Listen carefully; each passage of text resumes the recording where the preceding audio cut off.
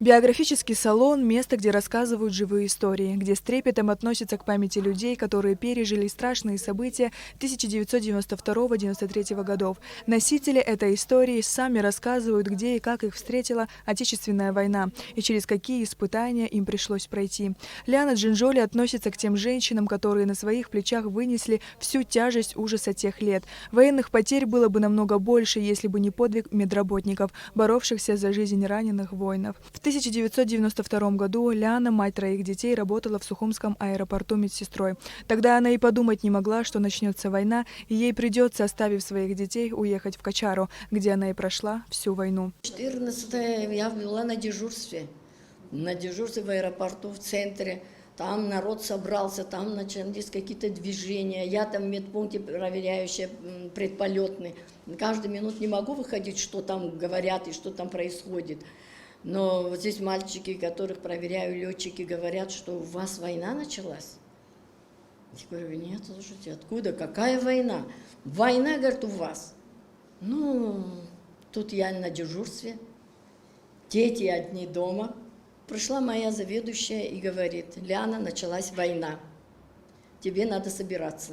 С грустью вспоминает она те непростые для абхазского народа годы, нехватку медперсонала, необходимых инструментов. Особенно запомнилась Лиане Джинжоли одна история, которая, к сожалению, закончилась трагически. Был один очень страшный инцидент. Наши партизанские машины прошли 2-3, и где-то 4-я машина проехала, и поднялся сильный шум. Я сперва не поняла, что произошло. Прибежал парень, говорит, вы нам нужны.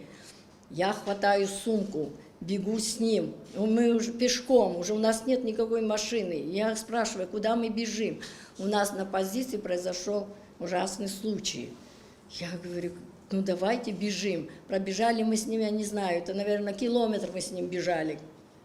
Когда мы прибежали, лежал молодой человек, это Пимпе, житель Кочары, который вместе с нашими абхазскими парнями был на позиции, и произошел трагический этот выстрел прямо в голову. Пришлось его собирать. Конечно, наверняка у меня тоже руки тряслись, все, но подойти никто не мог, мальчики боялись, все мы прикрыли, и так его обработали и повезли домой. Сила духа помогла людям пройти через тяжелые испытания, сохранить свое человеческое «я».